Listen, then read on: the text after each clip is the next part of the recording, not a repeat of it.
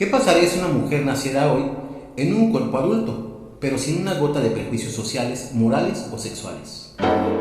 Con motivo del próximo 8 de marzo, analizamos Pobres Criaturas, una película que para algunos es un grito de libertad y para otros el experimento más perturbador del cine reciente. ¿Es Bella Baxter la mujer definitiva o solo el sueño de un científico loco? Quédense, porque hoy diseccionamos la obra más surrealista de Yorgos Lanthimos. Estás a punto de entrar a otra dimensión. Una dimensión donde el terror te acechará, donde la música te seguirá y donde antiguos autores te susurrarán sus poemas al oído. Yo soy Violeta y junto con Sheraton somos Zona de Quimeras. Bienvenidos. Hola, buenas tardes, días o noches tengan todos ustedes. Nosotros somos Sheraton y Violeta. Así es, y el día de hoy decidimos traer esta película que la verdad es, aparte de surrealista, muy inteligente y divertida. Con ustedes, Pobres Criaturas de Yorgos Lanthimos, perteneciente al año 2023. Godwin Baxter es un médico e inventor que viene de una estirpe de hombres que se han desconectado parcialmente de sus humanidades, con el fin de la investigación y la experimentación. Una remota y taciturna tarde, el Dr. Godwin, cuyo apócope God, se presta a muchos juegos de palabras con su significado de la palabra Dios, es testigo de la autólisis de una joven embarazada quien decide aventarse de un puente. Decidido a ir por el cuerpo fresco para experimentar, recoge a esta mujer. Su cuerpo, ya sin pulso, aún viable sin embargo, al ver de ahora implantado por el Dr. God el cerebro de su propia bebé. Así conocemos a Bella Baxter, una hermosa e inocente chiquilla creciendo y experimentando a tiempos el mundo, un mundo nuevo que ella desea con ansia conocer. Limitada por el Dr. God, encuentra en el taimado abogado Duncan Wedderburn una puerta de escape para aprender, viajar y experimentar la vida a borbotones. Bueno, pues primeramente me gustaría comentar que el día 8 de marzo se designó por parte de la ONU para conmemorar el Día Internacional de la Mujer, esto desde el año 1975, con la finalidad de visibilizar la lucha histórica por la igualdad de derechos, así como las injusticias e inequidades que se siguen sufriendo en mayor o menor medida en diferentes partes del globo. Y pues bueno, independientemente de mi impopular opinión acerca de las marchas, sobre todo desde hace aproximadamente 10 años, le propuse a Sheraton traer esta increíble película. También había pensado en platicar sobre Me estás matando, Susana, con Gael García, o Infomaniac de Lars von Trier, también pensé en traerla, que no se preocupen, las vamos a traer eventualmente, pero justo para platicar un poco acerca de cómo experimentamos el papel de la mujer en la sociedad actual y en el contexto sobre todo en el que nos ha tocado vivir. Creo que esto es muy importante dejarlo en claro, ya que ser mujer en una región no es lo mismo que serlo en otro, incluso dentro del mismo México. Claro. Que por cierto es de donde les estamos trayendo este podcast, donde por ejemplo no es el mismo contexto sociocultural que vive una mujer en Ciudad de México que una de Guerrero, una de Oaxaca, claro, por ejemplo, ¿no? Así es, e incluso de hecho, ahora que lo estamos mencionando, tampoco podemos afirmar que dentro de la misma Ciudad de México se viva el mismo contexto. Una delegación o alcaldía, ¿no? Así es, totalmente, ¿no? Creo que los contextos socioculturales cambian a veces radicalmente, ¿no? Esto es importante dejarlo en claro. Evidentemente esto aplicaría para la sociedad entera. Sin embargo, estoy mencionando el concepto de ser mujer porque existen estas diferencias entre los géneros, ¿no? Pero bueno, habiendo aclarado esto, ahora sí me encantaría preguntarte qué opinas acerca de esta película de Yorgos Lanthimos. Okay. Cuéntame un poco. Yo estaba como que un poquito desconcierto de ver esta película. De hecho, a mí se me había ocurrido meter un poco más la idea de la gran diversidad de mujeres. Fueron las mujeres de acción, ¿no? Ajá, sí. En las películas. Yo conozco mucho este tipo de género. Me gusta mucho lo que es la fortaleza de las mujeres bien llevada a cabo con una buena narrativa en el cine. Uh-huh. Entonces, estaba todavía con mucha duda. Pero fíjate sí, que por miedo a ver otra vez esta película, me pareció un buen momento para traerla. Creo que va muy acorde a la temática y va muy acorde a las fechas que estamos mencionando, ¿no? Claro, pero yo creo que también sería muy padre, ¿no? Traer un especial de estas mujeres. Sí, lo vamos a traer. Lo que es la mamá de John Connor, ¿no? Claro, Sigourney Weaver. Ajá. Todo este tipo de personajes que hicieron cine fueron las que iniciaron una era, ¿no? De las mujeres poderosas y fuertes. Así es, ¿no? Sí, no solo la damisela en apuros, ¿no? No, claro, por ejemplo. Cambiaron radicalmente. Así es, y de hecho en estas vemos cómo es que no empiezan empoderadas, como se gusta utilizar la palabra hoy en día. Sí. Muchos de estos personajes, e incluso las villanas, suelen ser personajes que empiezan precisamente desde la fragilidad y transformándose, ¿no? Así es, van evolucionando durante la cinta, ¿no? Entonces yo creo que eso es una muy buena opción. No vamos a dejar de traer, lo vamos a preparar un poquito más adelante para que lo podamos compartir con ustedes. Así es. Y bueno, hablando específicamente de la pregunta que me hacías, como mencioné, la película se me hizo muy interesante. Creo que la primera perspectiva que uno tendría de esta película es que es una película con un tono feminista, con un tono ajeno a lo que son pues todos estos clichés del cine o todo este tipo de pensamientos acerca de cómo debe de comportarse una mujer en sociedad, cómo es que debe de comportarse en pareja, etcétera, ¿no? Pero yo me voy por un lado contrario. Creo que es la visión masculina de cómo sería una mujer perfecta.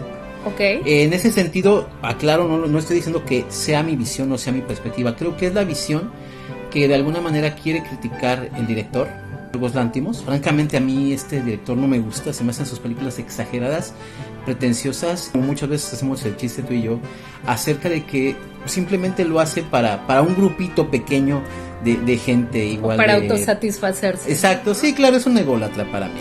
El Soy punto intelectual, muy inteligente. Exactamente. Sí. Así yo veo a Yorgos Lanthimos. Francamente, lo poco que yo he visto de él no me gusta. No me gusta para nada. De hecho, no quería ver esta película por eso. Porque yo no quería verla porque dije va a estar aburridísima, va a ser petulante, va a ser pedante, una autosatisfacción para el tipo. Y francamente no me gusta ese tipo de cine. De hecho, desafortunadamente a mí me hubiera encantado verla en cines. Sin embargo, aquí en nuestro cine local, por así decirlo, no se estrenó. Entonces yo sí tenía muchas ganas de ver esta película. Sí, tiene muy buenos escenarios. Recuerdo que la vi yo sola, la busqué en internet y la vi. Y me gustó tanto que te dije, es que sí, vela, dale una oportunidad, de verdad te va a gustar, y decidiste decir, ok, vamos a verla, y esta sería la segunda vez que la viste. Sí, sería la segunda vez que yo la vi, de hecho, como les comento, es una película que la versión de la visión masculina de la mujer perfecta, aunque en la película nos hablan de algo que tiene que ver con que Bella Baxter, que es este personaje que anteriormente fue una mujer que cometió autólisis. En este caso vemos cómo reinicia en su vida, ¿no? El doctor Goodwin haciendo algo que para mí de hecho ya es un tabú, ¿no? Sí. Utilizar el cerebro de su propio bebé para introducirlo y reiniciar su vida desde cero, ¿no? Así es. Entonces creo que ese es uno de los primeros puntos que vemos en la película. Creo que es el pensamiento misógino y machista de cómo es que un hombre espera que se comporte una mujer, es decir, pulirla desde cero. Por eso pienso que la película no es de un corte feminista, creo que es más bien, está disfrazada de feminismo, pero a mi punto de vista es la percepción masculina de cómo se espera que sea una mujer, pulirla desde cero, y cómo es que en ese camino esta persona encuentra su propio andar, su propio camino. Así es, claro. El doctor Goodwin para mí en este caso viene siendo la figura paterna o creador. Sí, claro.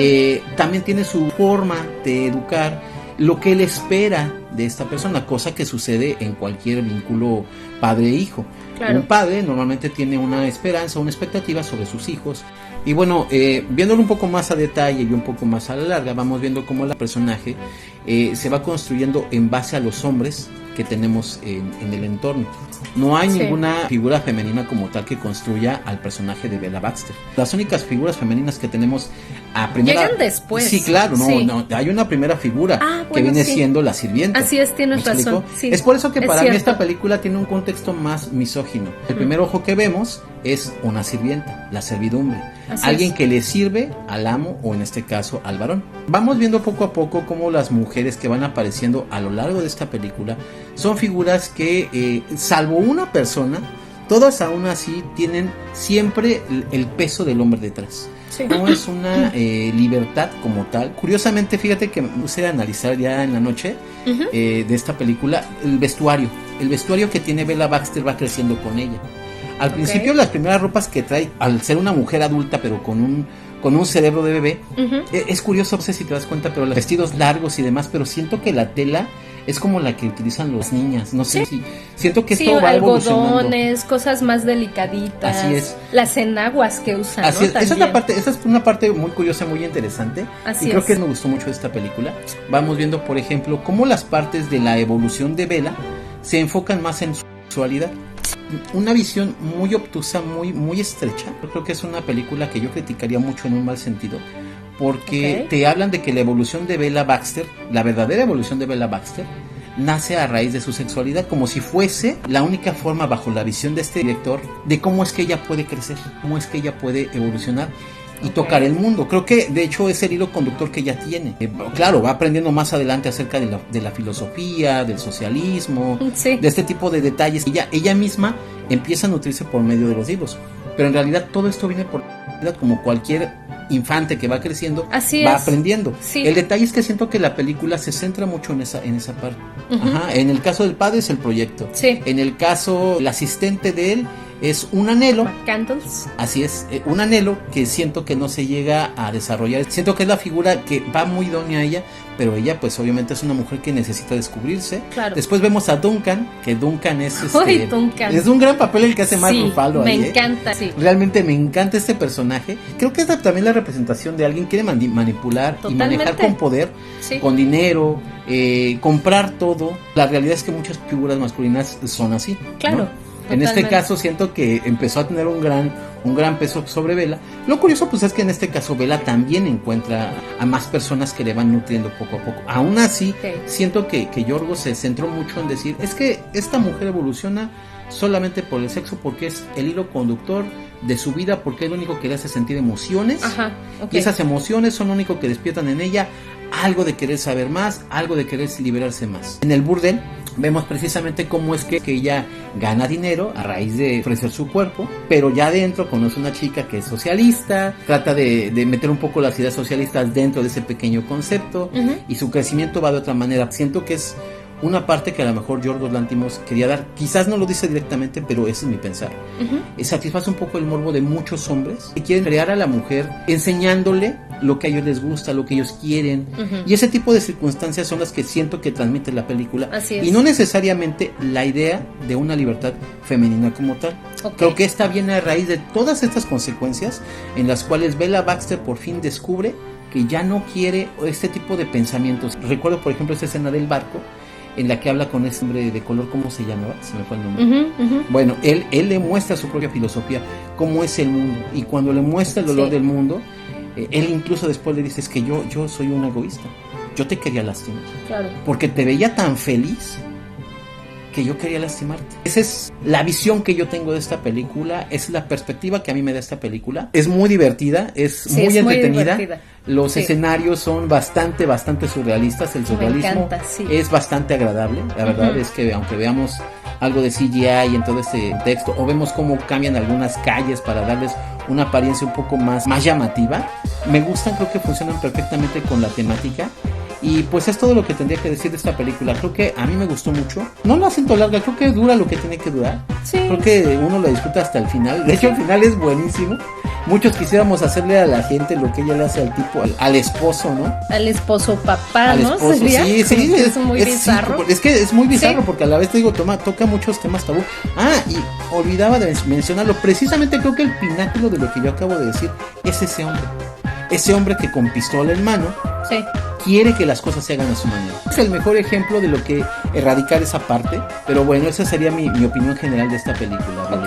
Perfecto, pues en muchas cosas coincido contigo. En otras creo que también podría yo comentarte un poco más acerca de tus ideas, porque creo que en esta ocasión compartimos mucho, raro, ¿no? Porque si ya nos siguen de tiempo saben que muchas veces Sheratán y yo tenemos una visión a veces hasta opuesta, ¿no? De las cosas. Pero bueno, déjame platicarte un poco acerca de lo que yo opino de esta película. Ok. A diferencia de ti, que tú la viste en esta ocasión por segunda vez, para mí también es una película que he visto pocas veces. De hecho, esta fue la tercera vez que la vi. La vi por primera vez yo sola, después la volví a ver contigo y ahora para traerla al canal. Y es algo curioso porque cuando una película me encanta, la verdad es que normalmente las he llegado a ver mínimamente unas 6 veces, ¿no? Yo sí soy así de que... Es que ahorita el trabajo luego ya me no sé nos da los tiempo diálogos. igual. No, pero fíjate que creo que esto lo atribuyo a que es una película bastante nueva. Digo, tiene apenas 3 años. Sí, es joven. Es una película bastante joven y creo que por eso no la he visto tantas veces. Coincido mucho contigo en el aspecto de la fotografía. A mí me encanta esta visión tan surrealista, tan imaginativa, tan onírica también. Me parece algo maravilloso para poder ver en una pantalla grande, que les digo que desafortunadamente no se estrenó en nuestro cine local. Pero fíjate que no creo que solo se trate de las imágenes o de este tipo de cosas donde se muestra el surrealismo. Me parece que también la musicalización es algo magnífico que nos ofrece esta película. Una musicalización que me parece muy extraña, pero también muy bella, ¿no? Sí, fíjate que es raro en mi caso, no siempre me atrapa la musicalización. Creo que este tipo de películas que son un poco más de arte, sí tienes que englobarlo todo. Sí. Y fíjate que fíjate que la música va muy ad hoc con las distintas etapas que vemos en Vela. Así es, justamente es a lo que iba. Estos diferentes momentos del desarrollo dentro de la vida de Vela, me parece que la música también va evolucionando con ella. Comenzamos, por ejemplo, a escuchar esta música entre rara, entre también como que tierna, como de bebé, ¿no? Como tal, y que se mueve torpemente, ¿no? Se escucha torpe la música, justo como cuando la conocemos. Vela evidentemente apenas está aprendiendo a cómo controlar este cuerpo enorme con unas extremidades larguísimas que tiene, ¿no? Esta psicomotricidad gruesa evidentemente va mejorando y la música también va evolucionando, ¿no? Sí, eso lo vamos viendo a lo largo de la película y como bien mencionas, por ejemplo, yo no me puedo imaginar cómo debe de ser para el cerebro de un bebé manejar algo tan grande, ¿no? Algo tan enorme, ¿no? Para el momento en el que Bella se encuentra ya en París, que está trabajando en el burdel de Madame Sweeney, podemos escuchar ya una música mucho más elaborada, una música muy ensoñada, muy onírica, ¿no? Estos momentos en los que Bella se encuentra pues trabajando en este lugar y que evidentemente ya está explotando como tal su sexualidad ya en un punto mucho más álgido, ¿no? Se escucha esta música como que muy alegre, entre ensoñada, no sé, es una música muy diferente a lo que venimos escuchando a lo largo del filme. También creo que tiene unos vestuarios estrafalarios, unos vestuarios rocambolescos. Sin embargo, creo que hacen un contraste muy peculiar con los colores que se manejan en el filme, ¿no? Estos tonos azul pastel, estos amarillos plácidos, ligeros, en general estos tonos románticos muy femeninos, sin caer en el cliché del típico rosa. Sí, porque ¿no? de hecho es de lo que nos trata de sacar un poco la película, ¿no? Trata de irse un poco más por un tono que va de lo neutral, por ejemplo, como vimos al principio, un tono blanco. Sí, sus vestuarios son un tono negro. blanco precisamente, porque la intención es esa, ¿no? Es hablarnos de algo que viene desde el cero e ir cambiando hasta la neutralidad en la que ella ya utiliza esta vestimenta de color negro, que ya habla un poco más de una neutralidad de pensamiento y específicamente algo que es ya de Bella, ¿no? Claro, y pasando por estos tonos muy femeninos, sobre todo creo que los podemos ver en la primera parada su aventura con Duncan Wedderburn en Lisboa, ¿no? Igualmente, como bien mencionas, pues la película de hecho empieza en estos tonos blanco y negro, que si mal no recuerdo por ahí llegué a leer que los bebés recién nacidos de hecho comienzan a ver el mundo borroso, no enfocan con una exactitud y no ven todo claramente. Entonces creo que el tener a Bella y el mostrarnos este mundo de ella en blanco y negro en esta primera parte de su vida es algo muy adecuado para hacerse, ¿no? En la que se encuentra, les digo, con estas extremidades enormes que no puede controlar y que de hecho la vemos cuando se enoja, por ejemplo, cuando hace rabietas y quiere tirarse al piso como un niño chiquito, etcétera, la tienen que sedar, ¿no? God la seda porque imagínense tener este cuerpo enorme y no saberlo controlar, ¿no? Así es. Bella es brutal, es un personaje que me encanta porque me hace pensar mucho, ¿no? En estas acciones que tiene, como ¿por qué retener un bocado de algo que te sabe horrible, ¿no? Hace preguntas, yo creo que hace preguntas reales. Que son reales y que yo creo que en algún momento todos nos las hacemos, ¿no? Sí, son crudas, las hace crudas, ¿no? Reales. ¿Por qué privarte de eso que te emociona al límite, por ejemplo, ¿no? ¿Por qué esconder ante la sociedad estas actividades que te hacen cosquillas y que te hacen crear chispas de felicidad, ¿no? O por qué salen de entre nuestras piernas de estas zonas a las que llaman pudendas. Que por cierto la palabra pudenda es una palabra muy curiosa porque se define como las partes que se ocultan por pudor, pero también hay otra definición que significa torpe, feo o que debe causar vergüenza. Oh, ¿no? Mira nada más. Entonces, Bella de hecho no entiende del todo estas razones, estos márgenes de la sociedad que se le comentan. Apenas está aprendiendo como cualquier niño de estos conceptos de morales y de éticas de la sociedad. Pero a diferencia de un niño común, pues Bella Baxter se deja mucho llevar por estos instintos, ¿no? Que ella tiene. Y pues es este personaje encantador que algunos de hecho creo que pueden confundir su característica cándida con cinismo, con un cinismo puro, ¿no? Ok, claro. Y que creo que es una característica que de hecho sí tiene Duncan Wedderburn, aunado a su impresionante y rampante narcisismo, ¿no? Ok, claro. No, es un tipo, como bien mencionabas hace un momento, altamente narcisista, cinicazo totalmente, y que justamente hablando de esta relación de Duncan y Bella que decíamos que nos encanta y nos divierte muchísimo, sí, bastante entretenida, muy divertida, creo que es genial ver a este cínico y este egoísta ser mental y emocionalmente destrozado por Bella. Me parece algo sumamente divertido, ¿no? Definitivamente tiene estas cotas de comedia increíblemente bien construidas, increíblemente bien escritas en esta relación, aunque también podemos ver ciertos absurdos, no solo graciosos y ocurrentes, sino incluso me atrevería a decir altamente influenciados por el surrealismo más acérrimo, como comentábamos al inicio de este video, como los animales creados por God, ¿no? El perro pollo, la cabra gallina, ¿no? Estas invenciones estrambóticas de un mundo que salta más allá de la clínica de God y la casa de God. Claro. Creo que lo podemos ver también alrededor del mundo, ¿no? De los países a los que Bella viaja, incluso París, fíjate, ¿no? Que es un lugar que me parece que está retratado el más decadente, el más sucio y el más clásico. Aún así tiene estos pequeños toques de locura y de surrealismo. Ok, ¿no? Sí, definitivamente. Así es. ¿Qué opinas de este collar? Por supuesto, está hecho a mano. En este caso, lo elaboró Sheraton. Tiene granates y como piedra principal una obsidiana negra.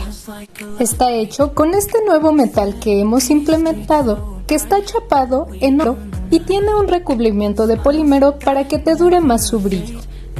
La ventaja ante la tumbaga es que no necesitas estarlo limpiando, te durará mucho tiempo así, claro, si también tienes los cuidados pertinentes. Esos te los comunicamos en otra ocasión. Seguimos con el programa. Bueno, pues a mí me surge una duda todo esto, Violetita. ¿Por qué escoger pobres criaturas para conmemorar este 8 de marzo? Claro, bueno, primero porque íbamos a traer, ¿no? A las superheroínas, como bien mencionabas. La Mujer Maravilla, Mujer Biónica, personajes que estaban construidos así de una manera frágil, pues estandarizaron lo que es una mujer poderosa, una mujer fuerte, una mujer que se va haciendo poco a poco. Ajá. A mí me gustan mucho este tipo de figuras. Los hombres de acción tienen un cliché. Todos son malos, todos parece que huelen mal. Sí, sudados, todos ¿no? son sudados, porque son los hombres de acción, así son. Es, claro. Así era, ¿no? Así era Bruce Willis, así era Van Damme, así era Rambo, Así eran todos estos personajes. Ajá. Y las mujeres, por ejemplo, en la actualidad las han ido creando de una manera un poco más como las chicas superpoderosas, ¿no? Ajá. No tienen una evolución verdaderamente, ¿no? Como que nacen siendo perfectas, nacen siendo y aquí en fuertes este caso, y todo, ¿no? Y las mujeres de acción que yo conozco sí se iban creciendo poco a poco. Se iban construyendo. Así es, por ejemplo, mismas. Sarah Connor en su primera película la vemos como una mujer que como ella misma dice, ¿no? Yo no sé ni hacer mi propia chequera y ahora voy a ser una madre que va a enseñarle a su hijo a ser el salvador del mundo. Sí, claro, que implica cosas de ataque, cosas de técnicas de pelea, etcétera, Así ¿no? es, y al principio en la primera película vemos una mujer, pues más bien es una adolescente, ¿no? Ok. Y en la segunda película vemos una mujer ya hecha una fiera, una mujer capaz de soportar todo. Y eso sucede con todos los personajes que yo quería traer para conmemorar, digamos, esta fecha. Claro. ¿No? Pero bueno, esa era una de las razones por las que yo las quería traer. Acercarme un poco más a esas mujeres anteriores y pues ya digamos que a últimas tocar las nuevas figuras que hay ahora. Claro. Bueno, en este caso, ¿por qué pensé en esta película? Que sin duda uno puede encontrar muchísimos ángulos en el feminismo actual que aborda, ¿no? Tenemos, por ejemplo, a God mismo, quien justamente sacrifica su humanidad y sus sentimientos en pos de la ciencia. Y que de hecho no solo él, ¿no? Sino su padre. Él viene ya de una estirpe de médicos, de científicos, que de hecho, híjole, su padre lleva a cabo en él experimentos realmente tortuosos y realmente horribles, ¿no? Sí, ¿no? Y los justifica todo del conocimiento médico. Así es. De hecho, es una crítica social en general, ¿no? Como muchas cosas se hacen en pos de algo mejor, pero en realidad son crueldad, ¿no? Así es, son crueldad pura. En este caso, God siempre va en pos de perseguir el avance médico, el experimento perfecto, etcétera. Y sin embargo, cuando Bella se marcha, el extrañarla lo va matando, y lo va matando de manera textual, ¿no? Esto lo lleva a crear a Felicity como otro experimento, igual que lo fue Bella. Y fíjate que esto me recordó mucho a Frankenweenie, cuando Víctor y sus compañeros de clase recrean este experimento con esta técnica que hace Víctor para reanimar a Sparky, su perrito, y que Víctor le llega a comentar en un punto a su profesor que no siente lo mismo, ¿no? Y él le dice, bueno, posiblemente te saltaste una variable ahí que tuviste la primera vez, ¿no? En el caso de God, se permitió sentir por Bella este cariño paternal, incluso observándola como un experimento, ¿no? Y en esta vez con Felicity él dice que no se quiere involucrar sentimentalmente con ella, que prefiere hacer esto que hacía su padre, ¿no? Que no se permitía, hace un énfasis en que no se permitía dejarse llevar por los sentimientos ni de él ni tampoco de su hijo. Justo esto, ¿no? Que el hombre también se impide sentir, se impide tener estos sentimientos. Así es. Se agarra un huevo y el otro para no demostrar también, ¿no? Esto de los hombres no lloran, que también me recuerda mucho la canción de The Cure, por cierto, y demostrar esta fortaleza que a veces resulta en algo completamente que ya vamos considerando anacrónico, ¿no? Por otro lado, por ejemplo, tenemos a Max McCandles, este joven aprendiz estudiante, que de hecho comienza a llevar los datos y los avances de Bella anotados en una libreta. Y fíjate que siento que junto con God comienzan a construir esta jaula para Bella, ¿no? Siempre para su control, quizá no con un sentido maquiavélico ni malo, pero quizá un tanto por miedo a que el mundo la lastime, pero que también muchas feministas al día de hoy podrían analizarlo y concluir que igualmente aplica como un patriarcado o un mansplaining, ¿no? Que es esa acción que tienen muchos hombres cuando quieren enseñar algún concepto o dar explicaciones de una manera condescendiente a una mujer, Sí, ¿no? de hecho yo como de, concuerdo eres contigo. mujer, no entiendes, te voy Exacto. a explicar, mira, es esto, y según muy buena onda, pero en realidad lo hacen pues condescendientemente, Claro, ¿no? claro. Es una forma muy sutil a lo mejor de mostrar la misoginia, y que fue muy sutil durante muchos años, y que ahora ya se está señalando, ya incluso tiene este nombre de mansplaining, ¿no? Que a veces, híjole, yo con estos conceptos actualmente, el love bombing, el mansplaining y todas estas cosas, el gaslighting, ¿no? Como que todo lo dicen en inglés, y también eso se me hace un poco un tanto absurdo. Sí, es ¿no? absurdo. Yo creo que cada generación busca la forma de representar un pensamiento general, creo que es la forma en la que lo hacen, a mí tampoco me gusta. Sí, ¿no? Francamente, pero bueno, quizás es porque somos de otra generación, no lo sé. Así es. Y fíjate que retomando un poco lo que mencionas de esto, sí pienso que de hecho esa es una de las características que tiene esta película, al mantener como un objeto a Bella, ¿no? Sí. Creo que algo muy similar, de una manera diferente, ojo, es de una manera muy diferente, podríamos verlo en la película Los Hijos del Hombre, por ejemplo. Nunca la he visto. Está buena, la verdad. Es una película donde vemos pues precisamente, ¿no? Cómo esta mujer, creo que se llama Aquí, es objetivizada de alguna manera, porque todo el mundo le quiere decir qué hacer con su cuerpo, todo el mundo le quiere decir qué hacer con su hijo, etcétera. En cierta medida, desde siempre y para todos los fines, la mujer puede ser motivo de objeto. Sí, claro. Por la sociedad, incluso entre las mismas mujeres. Claro. Entonces yo creo que podría perfectamente enlazar incluso estas dos películas, aunque no tengan nada que ver la una con la otra, porque creo que tienen una crítica similar hacia cómo funciona la sociedad con respecto a las mujeres, quizás desde un punto de vista más crítico de uno, más ácido del otro, pero creo que van hacia el mismo punto. Así es, y bueno, evidentemente creo que el pináculo de todo esto sería evidentemente el abogado Wedderburn, este ser taimado que le dice a Bella, no te enamores de mí, ¿no? Si no es que ya lo estás, ¿no? Como que hace hincapié en que no le conviene porque pues ha probado muchas mujeres y ninguna ha logrado que él se quede con ella, ¿no? Y sin embargo, creo que justamente encuentro en Bella un personaje femenino, sí, pero con otros paralelismos, curiosamente del sexo opuesto. En este caso sería Edward, del joven Manos de Tijera, ¿no? Que lo platicábamos también, ¿no? Sí. Este joven que tampoco sabe de convenciones sociales, o bueno, quizás sabe un poquito más que Bella, que está experimentando la vida por primera vez al salir de aquella casona donde pues perdió la vida su creador, su padre.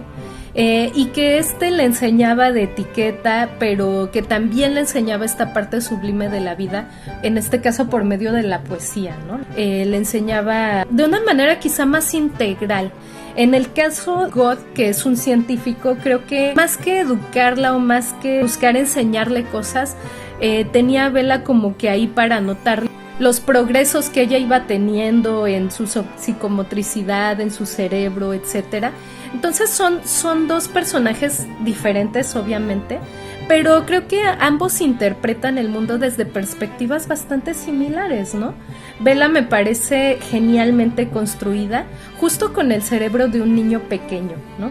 Un niño pequeño que es egoísta y que, volviendo a esto que mencionabas hace rato, que te parece quizá abordado muy desde el punto sexual y muy enfocado en eso, creo que estos pequeños niños descubren y buscan el placer, se autodescubren, ¿no? Hay veces en que esta sociedad dice que los niños no tienen estas características, etcétera. Sin embargo, evidentemente los niños también se autodescubren, también se tocan, como justamente Bella nos lo muestra.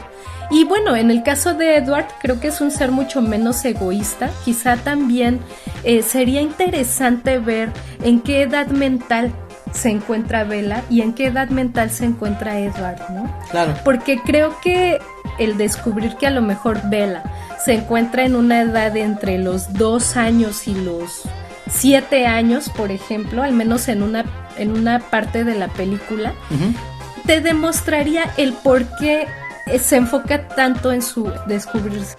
Si lo que te interesa es mostrar un pensamiento libre de una mujer, por ejemplo, ¿por qué no centrarte un poco más en el pensamiento que tenía cuando ella empieza a descubrir todo este pensamiento del socialismo, o cuando ella comparte el espacio en este barco con esta mujer que le presta estos libros y con la cual comparte opiniones? Sí. Ese es el problema, ¿me entiendes? Sí. Siento que se centró demasiado en otras cosas en el crecimiento de una mujer, cuando evidentemente no es el caso. Yo creo que salta mucho a la vista este hecho de la sexualidad de Bella. Sin embargo, no, yo creo que sí toca muchos puntos filosóficos, muchas teorías los toca, filosóficas. Pero se basa mucho en eso. ¿Sabes cómo sería? Como el pensamiento de Lacan y el pensamiento de Freud. Digo, no me voy a meter mucho en ese tema.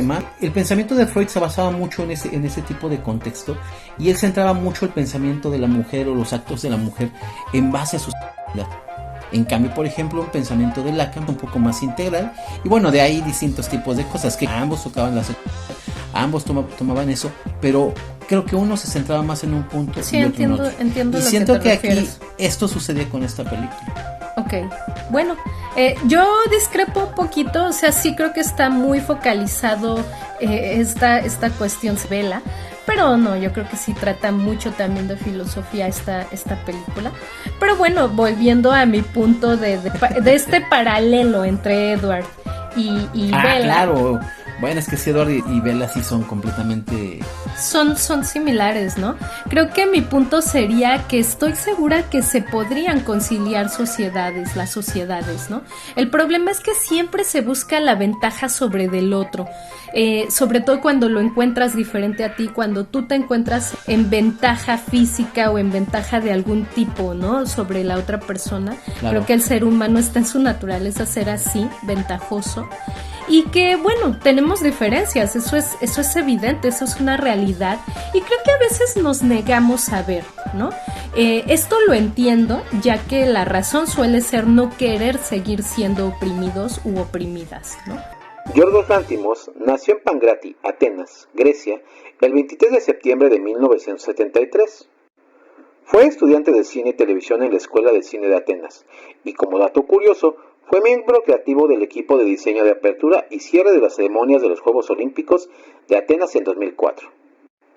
A pesar de que dirigió largometrajes desde 1995 y comenzó su carrera en el cine a principios de los 2000, Yorgos Lanthimos saltó a la fama internacional con la película Quinodontas de 2009, que ganó el premio Una cierta mirada en el Festival de Cine de Cannes y el premio Ciudadano Kane y Jurado Joven en el Festival Internacional del Cine de Sitges de 2009. Otras de sus películas más reconocidas son La Langosta de 2015, El Sacrificio de un Ciervo Sagrado de 2017 y King of Darkness de 2024, que vendría después de Pobres Criaturas de 2023. Igualmente ha incursionado en el mundo del cortometraje de videoclips, siendo uno de los más famosos Identikit de Radiohead de 2016 y algunas obras de teatro. Pero siento que es exagerado en sus formas. El problema no es un narcisismo, aclaro. El problema es que siento que sus obras están tan contaminadas por estas emociones que no permite que sean obras que sean disfrutables para todos o incluso para algunos. Siento que es para un muy estrecho círculo de personas que realmente son los únicos que pueden gozar, para darle alabanza a su inflado ego, si lo ponemos de esa manera, ¿no? Como el dicho, ¿no? En los simuladores se dice, esto lo hiciste para ti y para tus 10 amiguitos de la facultad. Básicamente. Así es. Bueno, pues básicamente es lo que pienso de este director. No creo que sea malo, aclaro. Creo que en gusto se rompen géneros, pero dentro de los creadores de cine y demás, no es alguien que me guste, francamente. Okay. Francamente. Pero bueno, a ver, cuéntame tú qué opinión tienes. Pero esta sí la disfrutas, ¿no? Sí, esta sí, eso sí se los puedo decir. Esta película sí he disfrutado. Mira, por mi parte, definitivamente creo que, por ejemplo, Quinodontas es una reversión, copia prácticamente del Castillo de la Pureza, película del gran Arturo Ripstein. Y que por cierto vi tapándome los ojos en la escena del gato. Desconozco si habrán filmado eso. Yo evidentemente no puedo ver perecer a un animal en pantalla y menos a manos de un ser humano, ¿no? Pero bueno, independientemente de eso, es una película que está bien, me gusta, pero pues sí, obviamente existió antes el Castillo de la Pureza, claro, ¿no? Por otro lado, he visto también El Sacrificio de un Ciervo Sagrado, esa la vimos juntos. Ay, sí, esa película me gustó mucho, está muy bien manejado el misterio. Esa película yo la disfruté hasta la mitad. Ajá. Después de ahí, híjoles, no, para mí ya. Sí, en mi caso, por ejemplo, confieso que tuve que ir a investigar un poco de qué se trataba el final. Y a pesar de que he estado familiarizada con la literatura y los mitos griegos, porque me gustaban mucho leerlos cuando era niña, francamente cuando vi esta película yo no le encontré relación hasta que busqué y bueno, leí que evidentemente estaba muy muy influenciada por estas cuestiones. Claro. Por otro lado también vi La Favorita, que es una de estas películas donde también tiene sus tan característicos planos de ojo de pez, que también podemos apreciar aquí en Poor Things, y que es este lente gran angular que logra el efecto de que lo que estamos viendo está siendo producto del reflejo de una esfera achatada, ¿no? Este tipo de lentes, y que es una película interesante. Sin embargo me pareció un tanto larga, ¿no? La Favorita, pero en general es un cineasta que no me parece malo, que me agrada hasta cierto hasta cierto punto. Tampoco diría que es de mis favoritos, definitivamente no es un Lars von Trier en mi corazón. No, por ejemplo. Es que te lo vuelvo un Luis Buñuel, por ejemplo, no, hay personajes, no lo es. exactamente, que tienen quizás un ego muy grande, pero vamos, tienen con qué sostenerlo. Estos dos que te mencioné, puta. Por eso te lo digo, tienen con qué sostenerlo. Sí. O sea, tú preséntame una obra de ellos y claro, incluso puedes decir, oye, no entendí la obra, pero quiero volver a verla, ¿me entiendes? Para que uno pueda disfrutar también una obra, no se trata de que des a la persona algo para consumir, pero sí le puedes dar algo para que la persona tenga ese interés, como cuando abres un debate o hablamos precisamente de Luis Buñuel y vemos cómo es que trastoca todas estas temáticas tan delicadas, tan tabús en la sociedad. Así es. Y que lo pueden facilitar como cineasta y aún así no sucede, es todo lo contrario, te atrapan. ¿Me explico? Incluso a veces no entiendes al 100% la obra y dices, oye, ¿qué pasó aquí? O sea, quiero saber más, ¿no? Por ejemplo, la del Ángel Exterminador. Digo, también muy surrealista. Claro, hay mucho surrealismo. Sí. Y aún así, a veces no le entiendes, a veces le entiendes, te atrapa y ves toda la crítica social que hay en esto. Sí, estoy de acuerdo contigo. Tiene su buena cota de pretensión, definitivamente. Pero pues, esta sí se disfruta, Poor Things sí se disfruta. Vayan a ver Poor Things. Sí, además muy cómicas. Déjenme decirles, de hecho, los personajes divertir. Se me hacen muy cómicos, tienen una gran comedia, una comedia muy... No se arranca el pelo, esa parte es genial, esa parte me encanta. La mejor escena de Mark Ruffalo. Sí. Está genial, esa parte está genial, la verdad. Sí, totalmente. Definitivamente me hizo reír mucho. No se les felicita a las mujeres, es al contrario, ¿no? Es un día que se conmemora. No se felicita por el hecho de ser mujer. No, claro que no. Es más bien una fecha para conmemorar las luchas que ha habido. Tienes razón. De feministas anteriores a nosotras, que gracias a ellas pues podemos votar, podemos ejercer muchos derechos que el hombre era el único que los tenía, etcétera. Entonces no se les felicita. Arriba el patriarcado, Uy, ahorita van a venirte Yo por mi parte, si un día falto yo, como dicen, y es por causa de violencia, ojalá que no, no vayan a rayar la ciudad me encanta como es, vayan mejor a rayar las casas de funcionarios corruptos, de jueces que dejan salir a estas personas violentas, toda esta escoria de la sociedad que comete estos feminicidios o estas violencias. A ellos sí vayan a rayarles las casas, porque son jueces corruptos, son personas que desafortunadamente también tienen un fuero, ¿no? Y este fuero lo usan para salirse con la suya, para conseguir a lo mejor beneficios personales, etcétera, que me parece algo bien lamentable. El clero que sigue también influenciando y promoviendo conductas completamente machistas y misóginas, pero también que no se nos olvide que las mujeres, creo que esto está poco a poco ya yéndose al garete, y qué bueno, pero en muchos pueblos no es así, y en pueblos que todavía están en Ciudad de México mismo, ya no hablemos del resto de la República, ni mucho menos del resto del planeta, en los que todavía existe esto de sírvele a tu hermano, tú limpias porque tú eres la mujer, no tu hermano, no porque él es el hombre, sírvele a tu papá, etcétera.